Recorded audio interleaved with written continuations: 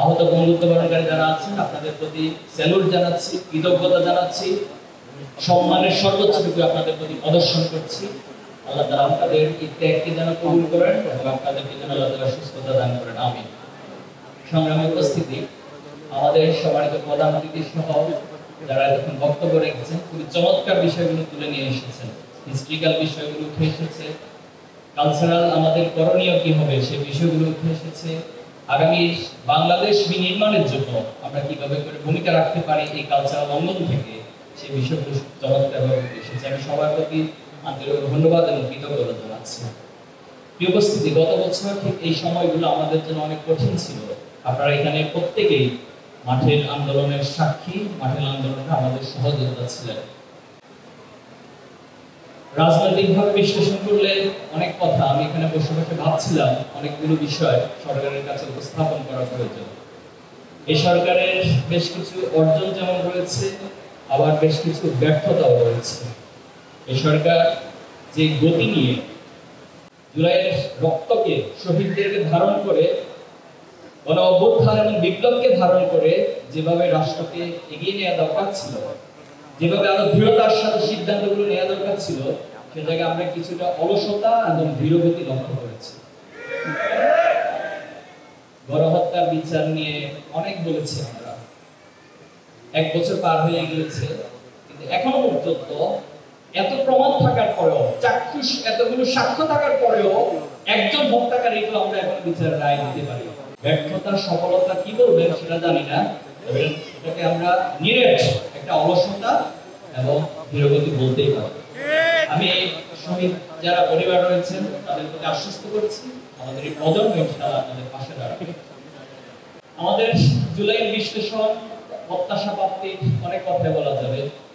একটা জায়গায় এসে কষ্ট ফিল করি, খুব বেদনা ফিল করি যে জুলাই নিয়ে কিছু কিছু ব্যক্তি, কিছু কিছু গোষ্ঠী অসুস্থ ক্রেডিট দাবির একটা অসুস্থ প্রতিযোগিতা লিপ্ত হয়। আমরা শুরু থেকে বারবার বলেছি এই জুলাইতে যতজন শহীদ হয়েছে আমরা প্রত্যেককে আমাদের হৃদয়ে ধারণ করি এবং প্রত্যেকটি পরিবারও আমাদেরকে ধারণ করবে। এই জুলাইয়ের আন্দোলনের শহীদরা কোনো ব্যক্তির, কোনো দলে হতে পারে না। এখানে আপনি যদি বিশ্লেষণ করেন যতজন শহীদ হয়েছে শুধু ছাত্রের মধ্যে সীমাবদ্ধ ছিল না, কোনো পেশার মধ্যে সীমাবদ্ধ ছিল না, কোনো বয়সের মধ্যে সীমাবদ্ধ ছিল না, তাহলে আজকে কেন সে শহীদদেরকে নিয়ে দলীয় রাজনীতিকরণ করা হচ্ছে? আমাদেরকে অনেকবার বলা হয়েছে শহীদদের তালিকা প্রকাশ করার জন্য, আমরা সকলের তালিকা একসাথে করে প্রকাশ করেছি, বলেছি যে আমরা শহীদদের চেহারার মধ্যে কোনো ভিন্নতা খুঁজি না, প্রত্যেকটা শহীদকে আমরা আমাদের হৃদয়ে ধারণ করি, আর প্রত্যেকটা শহীদ এই বাংলাদেশের শহীদ, জাতীয় শহীদ, এবং তারা আমাদের শ্রেষ্ঠ সন্তান হিসেবে বাংলাদেশের এই জমিনে আজীবন থাকবে ইনশাআল্লাহ। আমাদের কাছে কষ্টের একটি জায়গা রয়েছে, কে কার চেয়ে বেশি অবদান রেখেছে এই ক্যালকুলেশনে আমাদের পরিমণ্ডল থেকে আমরা কখনো যাইনি। একটি ইমারত নির্মাণ করতে হলে অনেকগুলো স্ট্রাকচারের প্রয়োজন, অনেকগুলো পার্ট এবং পার্সেলের প্রয়োজন হয়। তাহলে কে সবচেয়ে বেশি ভূমিকা রেখেছে এই চিন্তা করে তো কেউ জীবন দিতে চায় না। এই চিন্তা করে তো আমার রিকশাওয়ালা, আমার কোনো শ্রমিক ভাই, কোনো সাংবাদিক এত রিস্ক নিয়ে তো জীবন দিতে যায় না। সে কি চাকরি পাবে, অথবা এই বিপ্লবের পর তাকে কোন ক্রেডিট দেওয়া হবে, এই ক্রেডিটের চিন্তা করে তো তিনি যায়নি।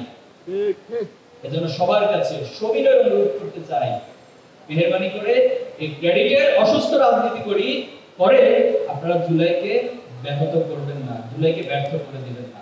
আসুন আমরা সবাই একে অপরকে সম্মান করি। সম্মানের মালিক আল্লাহ তাআলা। সম্মান আপনি কখনো জোর করে অর্জন করতে পারবেন না, সম্মান টাকা দিয়ে কেনার বিষয় নয়, বরং আপনি আপনার কাজ করে যাবেন, সম্মান আল্লাহ তাআলার পক্ষ থেকে আসবে। আমরা এই বিশ্বাস স্থাপন করি এবং আমরা কাজ করে যাচ্ছি। কেউ আমাদেরকে স্বীকৃতি দিক অথবা না দিক, আমরা মহান আল্লাহর কাছে আমাদের প্রত্যেকটা কাজের ফল তিনি আমাদেরকে যতটুকু দুনিয়াতে সম্মান দিতে চান সেখানে আমরা আলহামদুলিল্লাহ করব, আর বাকি সকল অবদান কাল কিয়ামতের মাঠে যেন আমাদের রব আমাদের জন্য বরাদ্দ রাখে সেই প্রত্যাশা আমরা আমাদের রবের কাছে করব ইনশাআল্লাহ। For more updates, follow us on Facebook, subscribe our YouTube channel, get the latest update on www.daily-sun.com.